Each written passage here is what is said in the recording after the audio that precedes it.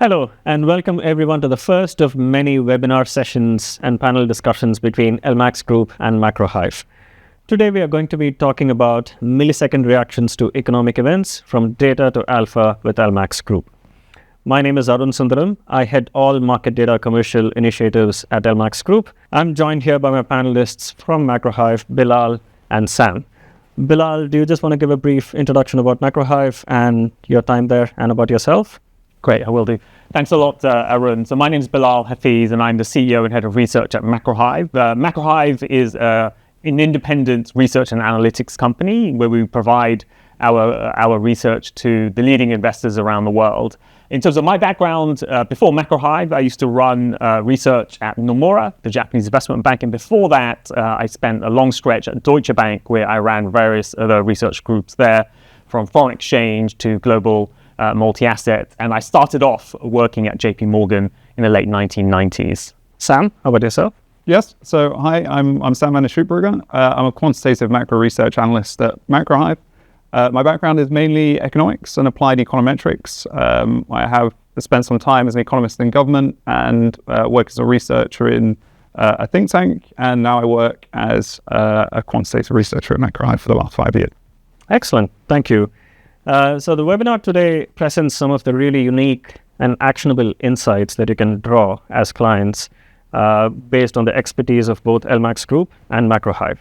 So let me start by giving a brief overview of LMAX and LMAX Group and the reason we are doing this with Macro Hive. So LMAX operates institutional exchanges globally, and we facilitate trading on FX and crypto spot, index CFDs and commodities, and more recently FX swaps with the acquisition of FX Hedge Pool.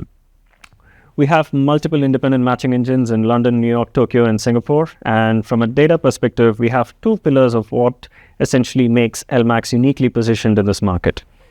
The first is firm liquidity. So here's where you have firm and executable price that comes out of the exchange, which means that the price that comes out of LMAX has no element of indication on it, or last look, as they call in the FX world. So it's a fully firm, executable price that you're seeing. The second axis is the focus on technology. So this is where we are able to generate updates of up to 1,000 updates a second or a millisecond update in the pricing. So this unique combination of firm liquidity pricing and high frequency is where is where we hope to put some perspective into the data that we have through the partnership with Macro Hive. So Bilal, if I can start with you, you've been in the market for a long time, as you just mentioned. So can you just give us some insights on how investors have changed and how they look at the markets? Absolutely, great question there, Arun. One thing I would say is over the course of my 25-year career in finance, there's been a dramatic shift in terms of the quantitative aspect of people's processes. So people have become much more quantitative than before. And then secondly, people's time horizons have also shortened as well. Now, why is that? There's been two massive trends over the last 25 years. One has been the electronification of trading. So back when I started in the late 1990s, I would say something like 98 to 99% of trading was manually done in some way. There was almost no automation whatsoever. There was voice trading. You called somebody up, you then booked the trade then got done. And what that then meant was if the market, if an investor received some new information, economic data or some other news, it would take time for that to percolate through into the market price, because they'd receive the insight, they'd decide what to do, then make a call, make the order, and then it would be minutes, maybe even hours before the information will be reflected in markets. So what's changed in that relation is that you've seen electronification of essentially almost all of FX trading. So today, I would say something like 95% of FX trading is done electronically through algorithms, where there's an algorithm or a person just clicks a button and the trade gets done instantaneously. So that's one huge difference. And that means speed of response is much, much quicker. The second big shift has been that with the explosion of the availability of data and compute power has increased, people in markets have increasingly used algorithms, quantitative techniques to execute trading strategies. So everything's become a lot more efficient over the last 25 years. So whereas the market may take a few days to respond to some new information, today it occurs in seconds, if not milliseconds. And the clearest area in markets where you can see this is events. And what we define as events in markets are typically economic events. So non-farm payrolls, or NFP, is perhaps one of the biggest data points on the calendar. Essentially, when that data gets released, you see huge amounts of volume go through the market, and the market responds incredibly quickly. In the old days, it may take a few hours for the market to fully digest a new payrolls number. Today, it's seconds, if not milliseconds.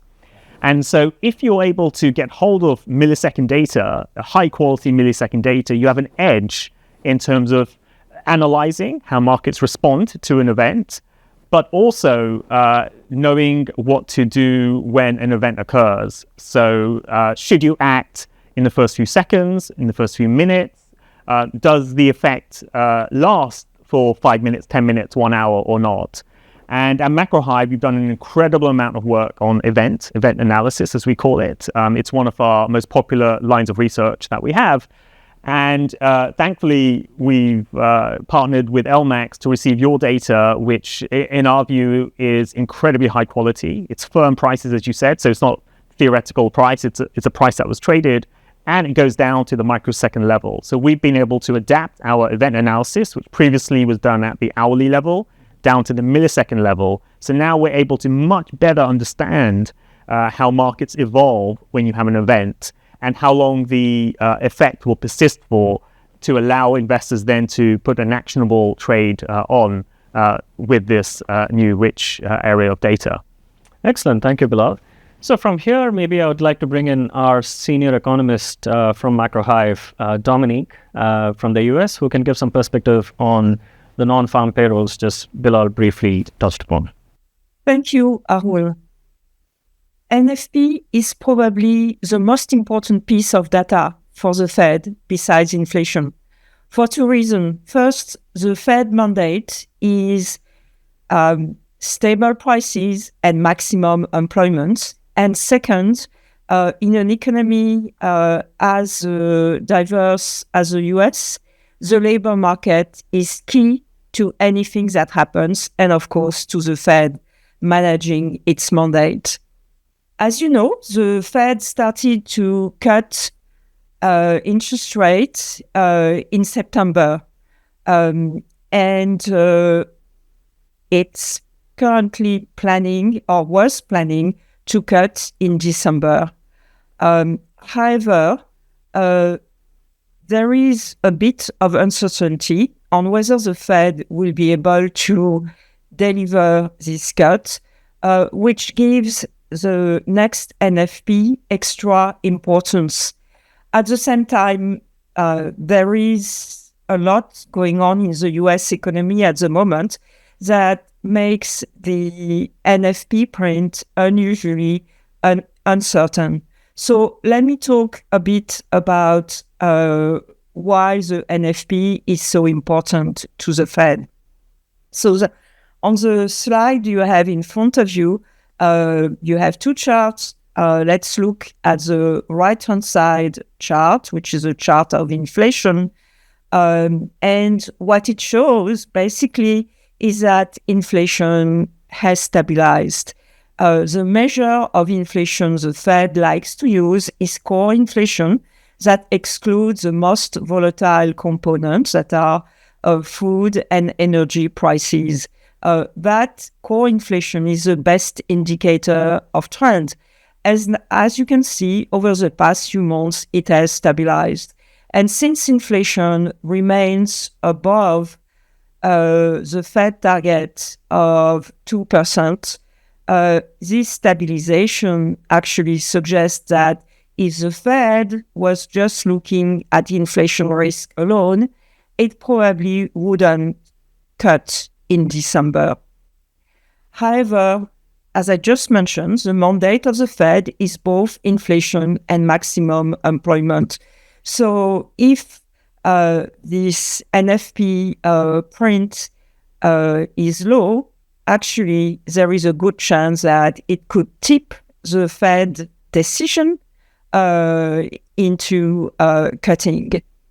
So unusual importance of this NFP in terms of the Fed decision. And on top of that, unusual uncertainty in terms of the NFP print. Why? If you look at the chart on the left-hand side, which shows employment, so NFP, and unemployment, there is something which is a bit unusual. Typically, unemployment goes down when NFP goes up, right? It's fairly intuitive. Labor demand goes up. We get big NFP prints. There are fewer people unemployed. The unemployment rate goes down. And that's a relationship between the two variables we had before the pandemic. But after the pandemic, actually, what you can see is really two things. First of all, in 22-23, NFPs have been much higher than before the pandemic, and unemployment has gone up. And this year, by contrast, unemployment has stabilized or gone down, while NFP have come down. So the correlation between the two has changed. Why? Because we've had a huge surge of illegal migrants in the US. It is a highly controversial topic politically. And as a result, the Fed has danced around the issue rather than address it squarely for its impact on inflation, wages, employment. So it's not well understood. And the result is that even though it's clear that if you have, higher labor supply, and if you have higher inflows of people who have difficulties fitting in because of language, because of low skills, they take longer to find jobs, so they lift up the unemployment rate. And so you have this change in the correlation between NFP and unemployment. It becomes positive. It's not well understood because the Fed has not talked much about it, and the medias have not discussed it much either. So the result is that in 2022-2023, we've had a systematic forecast bias in that the consensus forecasts have systematically overestimated NFP. And if you look at the forecast before the pandemic, over a period of time, over 12 months, there was zero. So there was no systematic bias. So post-pandemic, we had this systematic positive bias because of this immigration not being understood well and not being incorporated into the forecast. But now what's happened is that the government of the United States has basically tightened border control. And so the data shows significantly lower numbers of immigrants getting into the US. And this is only going to get tighter. As you know, we've just elected an anti-immigration administration. They are going to bring down even more the number of migrants coming into the US. And so what is happening is that with these fewer migrants, the NFP number is going to fall further. In H1, NFPs were about 200,000. In Q3, 150,000. In October, we don't really know because we had strikes, we had a hurricane. But if you take those into account, NFPs were probably about 60,000. So what is going on here I think, is that with the end of the immigration surge, what's going to drive NFP is the demographics. The demographics don't look great. So NFP are going to continue to come down. And at the same time, the market doesn't understand this very, very well. So we are likely to have a continued bias, but on the other side, with the market overestimating NFPs. And for instance, the forecast for this week is 200,000. I think we're more likely to have something close to 150,000. So all this structural change going on in the background, and that's not very well understood. It's adding uncertainty to the NFP number.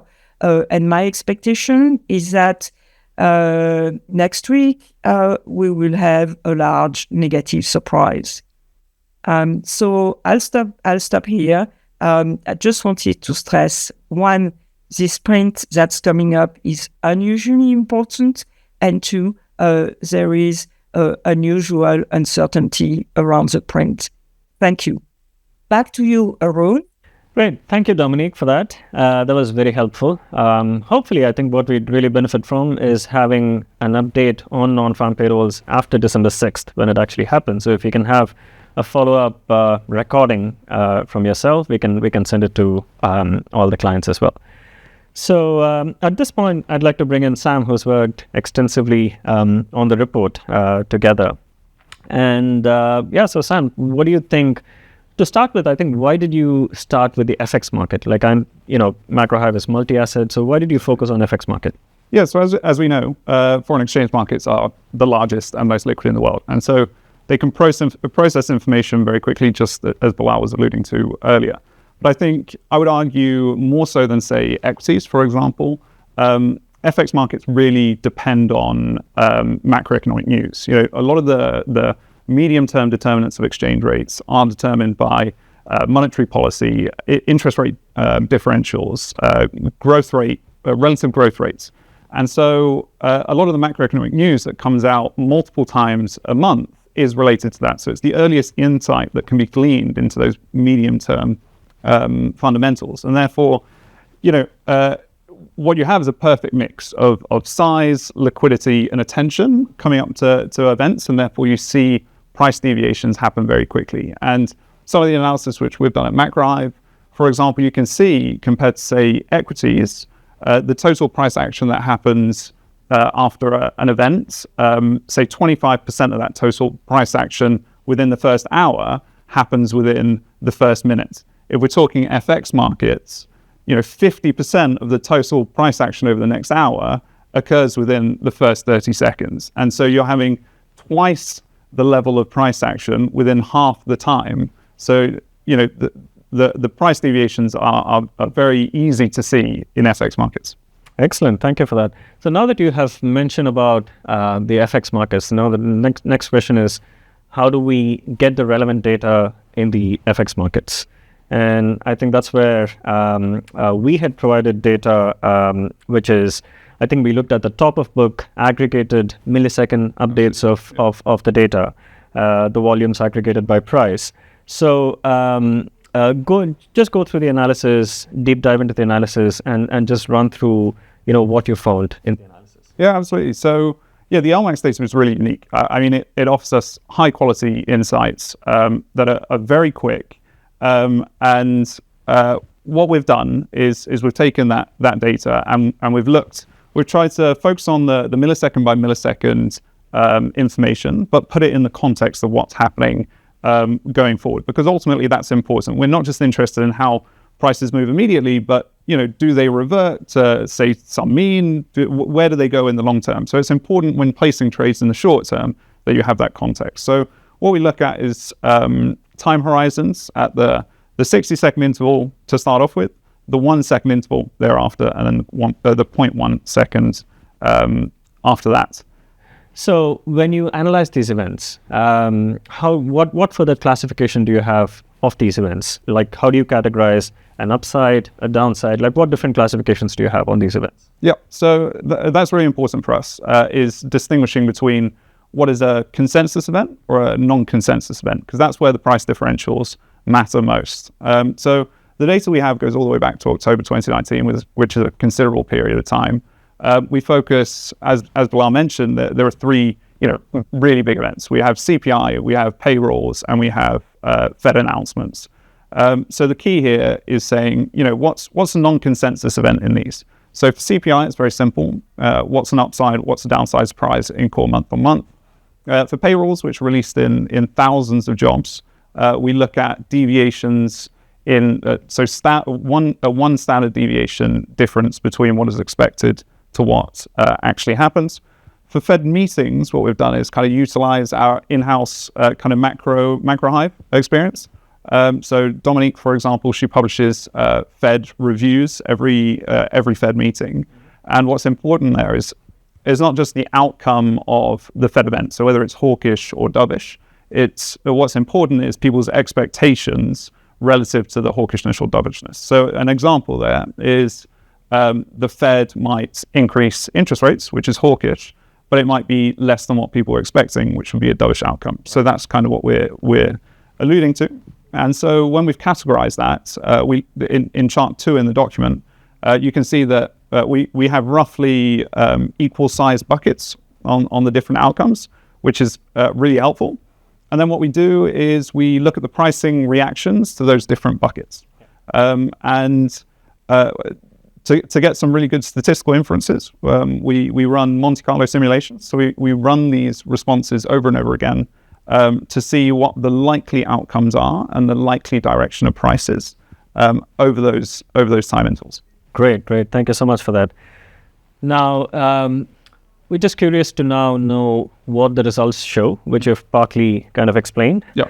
But also, what about surprises when it's much more dovish than expected, much more hawkish than expected? Absolutely. Like, kind of throw some light on the surprises. Yeah, definitely. So I'll spoil the surprise in saying that the punchline here is that we document substantial price deviations for all the currency pairs that we look at. What's really interesting is these substantial responses are predictable. So they're things that we would expect. So if we look at chart 3D, for example, and we focus on the price and response to the euro dollar, when inflation on payrolls disappoint, the euro dollar moves higher. So that's on expectations of, say, lower growth prospects in the US, or a lower federal funds rate in expectation. Or when we look at hawkish Fed meetings, the euro dollar moves lower on expectations of kind of a more responsive monetary authority to higher inflation. So what we're seeing is very substantial and predictable moves, but we're also seeing it at all the different time horizons that we're looking at. And that's what's really important here. So if you look at chart 4A, for example, again, sticking with the euro dollar here, just for simplicity, but the results hold for all of the currencies that we looked at. You'll see that, within the first minute already, 3/4 of the price action that happens over the next hour already happens within that minute. Then if we go to just the 2-second interval, 30% or 25% of that price action has already happened. So things are happening very quickly, but they're happening in a very predictable way. And that's what's really interesting. Just curious, you mentioned 2 seconds, right? And that it's a bit intuitive. So how early can you get? Like, given the granular data that LMAX has in offer, how early is early? Very early, very early. So, we looked at the sub 0.1 seconds. So we're talking, millisecond by millisecond. We've looked at 50 milliseconds, 100 milliseconds, 150 milliseconds, 200 milliseconds. So, what we show, so for example, in chart 6A, again sticking with the euro dollar, but this time maybe looking at the reactions of hawkish Fed meetings, you can see in our simulations that there is a very clear drop already, on average at the 4 millisecond level, which is very quick. And also the simulations show that actually 75% of the time after hawkish Fed meetings, prices drop. So we're seeing something consistent, we're seeing something in line with what we're expecting, and we're seeing it very, very quickly. So what we tend to see is, the drop at 4 milliseconds, then it accelerates through to the 30 to 50 millisecond level, and then it kind of plateaus out. But it plateaus out around that or the rate at which it changes plateaus out after it reached about 2 basis point decline after a hawkish Fed meeting.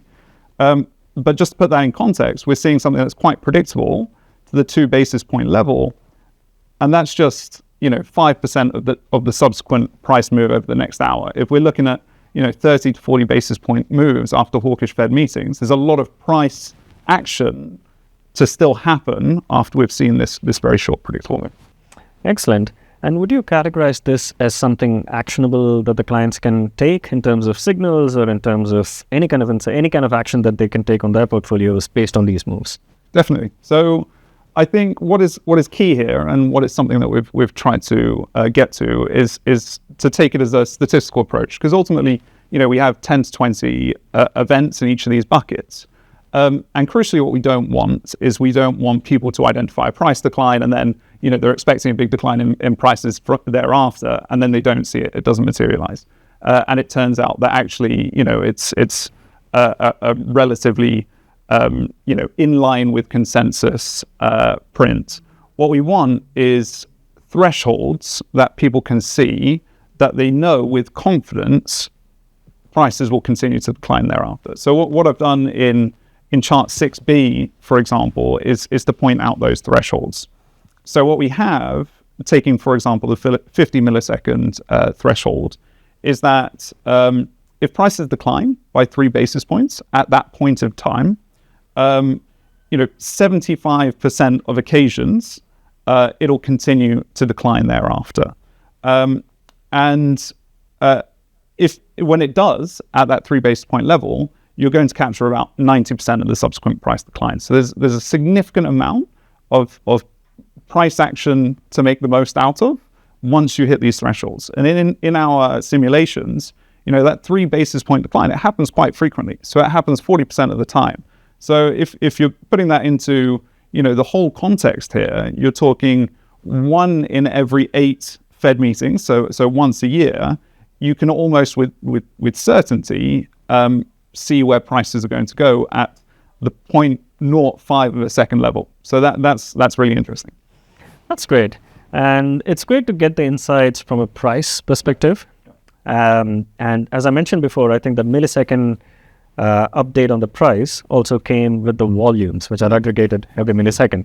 And there's a lot of interest and demand on how much of volumes have gone through and with particular currencies and stuff like that. So are there any insights that you have generated based on the volumes that have been traded? Yeah. So where volumes are really interesting is you can see at what point the markets are able to kind of process the information that's come out of an event, I think. So what we do is we look at volumes in dovish and a hawkish context. And when you see a disparity between the two, that's really when you can get that first initial look at when markets are starting to process the unique information to that outcome. And what we show in chart 7D in the report is already within that 0.5 to 0.7 of a second interval, markets are processing a hawkish Fed outcome. So that's very quick. And then that difference between the hawkish and Fed volumes continues for the next 5 seconds. So actually what that shows is it's really important to glean that information. It's really important to glean that information quickly to get the most out of the price action thereafter. Excellent. Thank you, Sam, for those insights on both the prices and the volumes. Bilal, any thoughts on that? Yeah, I mean, one thing I'll just impress on the audience is how original this research is. There's been a lot of research that's been done in this area at the minute-by-minute level, and this is looking at things at the second and millisecond level. So this is really quite cutting-edge research. Then on top of that, the initial research that Sam and the team have done is on certain currencies, like euro dollar, for example. And so the question then is, what are the next extensions of this? So we can start to look at this at many more currencies, emerging market currencies. We could look at other events as well. And what we could end up finding is that there's, say, events in emerging markets where the reactions are slower, and there may be perhaps more opportunities for traders to benefit from those effects. So this is really just the beginning. It's not the end of this journey that we're on here with this type of work, and it's incredibly exciting and very promising as well. Excellent. Thank you so much, Bilal. And thank you, Bilal. Thank you, Sam, for those insights. Thank you, Dominique, for those insights as well. So this report essentially hopefully helps trigger some ideas around how you can harness the transparency of the data that we have at LMAX Group and incorporate them into your trading strategies. Thank you all for listening in, and we are now moving on to the Q&A.